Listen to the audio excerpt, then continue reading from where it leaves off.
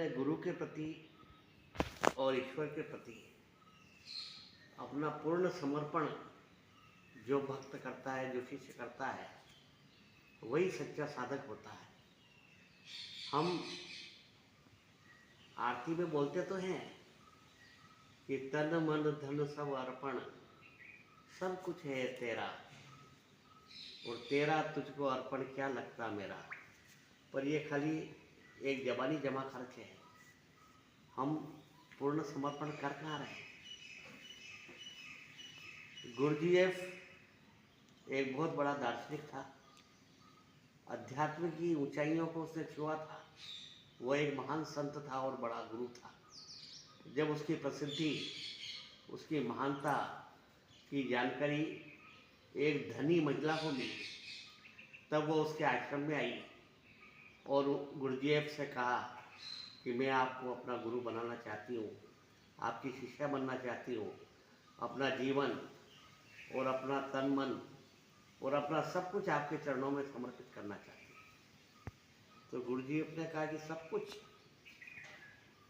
अब बोल तो दिया था उसने, तो उसने कहा जब तुम सब कुछ समर्पण कर मेरे ऊपर कर रही हो तो जाओ, तुम्हारे पास में जितना भी हीरे जवाहरात, सोना चांदी, माल असबाब धन है, सबकी पोटली बांध के लाओ और मेरे को दे दो।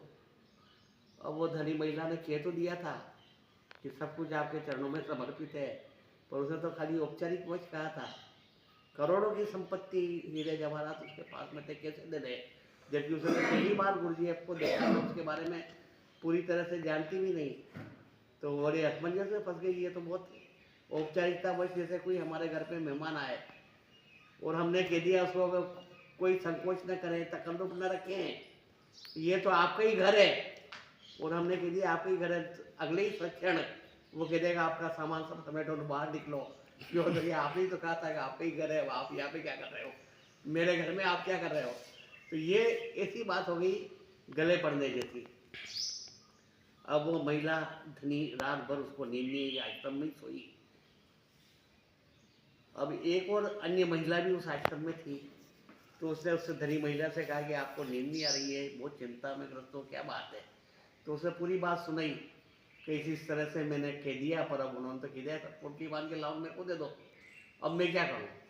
तो उस महिला ने कहा कि मेरे साथ में भी ऐसे ही हुआ था, मेरे पास करोड़ों की संपत्ति तो नहीं थी, पर 5-10 लाख रुपए के सोने चांदी के जेवर थे। जब गुरुजीएफ ने कहा कि मुझे दे दो, तो मैंने पोटली बांध के उनको दे दी। अगले ही दिन उन्होंने मुझे वो पोटली वापस कर दी। तब वो महिला बड़ी आश्वस्त हुई कि चलो कोई बात नहीं, अपने को भी वापस मिल जाएगा। तो उसने वापस पाने की प्रत्याशा में उन्हें वो सब पोटली सौंप दी। अब 1 दिन बीता, 2 दिन बीता, 4-5 दिन हो गए, अब गुरुजीएफ ने उनको वापस दी नहीं। तब उस महिला ने कहा कि पूछा कि आपने उस महिला से जो पोटली ली थी वो तो उसे दूसरे दिन सुबह ही वापस कर दी, और मुझे 5-6 दिन हो गए अभी तक आपने वापस नहीं किए। ठीक है, तुमने मुझे दिए ही कब? तुम देती तो मैं वापस कर देता, मुझे तो वो मिली नहीं।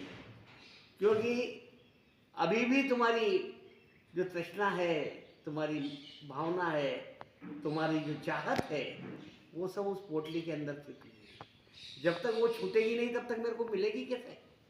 इसलिए जिस तक मुझे मिल जाएगी तो मैं तुम्हें वापस कर दूंगा। तुमने मुझे वापस लेने की प्रत्याशा में दिया है, मेरे ऊपर समर्पित नहीं किया है। तो जो पूर्ण समर्पण करता है उसे ही मैं अपना शिष्य बनाता हूँ। तो गुरुजीएफ ने कहा कि अब मैं तुम्हारी इस आश्रम में कोई आवश्यकता नहीं है, आप यहाँ से जा सकती है। तो उस महिला को अपनी भूल का एहसास हुआ। उसने कहा कि नहीं, मैं अब देना चाहती हूँ, तो क्या अब मैं लेना नहीं चाहता। जो व्यक्ति पूर्ण समर्पण आत्मा के साथ में गुरु के प्रति, ईश्वर के प्रति नहीं करता है, उसको न तो कोई गुरु स्वीकार करते हैं, न ईश्वर स्वीकार करते हैं। इसलिए कभी भी अपने जीवन का उद्धार करना हो तो समर्पण वापस लेने की भावना से, और उस भावना से न दें कि मैंने औपचारिकता वश कहा है। वास्तव में यदि आपने समर्पण किया है तो ही गुरु और ईश्वर आपको प्राप्त हो सकते हैं और आपके जीवन को सफल